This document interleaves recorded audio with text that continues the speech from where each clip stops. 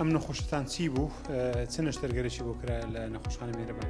بڕینی مەعیدەی بەرەوەی وەزنی زۆر زیاد بوو، یعنی وەزنی ڕادەبەدەر دەوری 158 کیلۆ بوو وەزنی، ئەنی نەدەکرا برێت بەسەرە خۆیدا زاڵ بی لە بەرەوەی هەستی تێربوونی نییە، هەر دەی خوارد و ینی هەر چەندی عیلاجمان لۆ بەکاری نا جێ نەمامە پێی نەکەین هیچ ئیستفادەی نەبوو.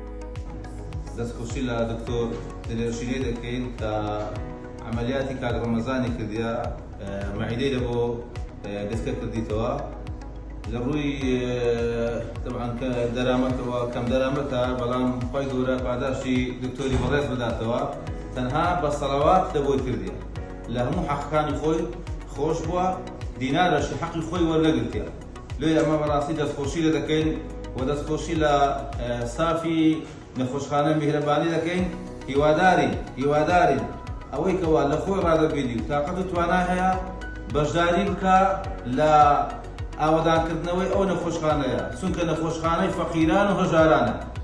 کاکە ڕەمەزان چۆنی؟ باشی. نەشتەرگەریت بۆ کراوە؟ بەڵێ. چ نەشتەرگەریە؟ مادەمان بڕیوە. چێ مەعیدەی بڕی؟ نەخۆشینە. دکتۆر دلێرشینە. ئەی ئێستا گوتی چی بخۆ لە دوایەوە کە عملیاتی کردی؟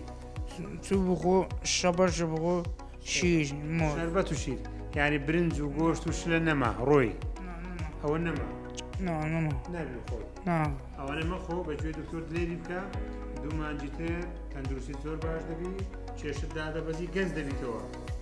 دۆش خۆش.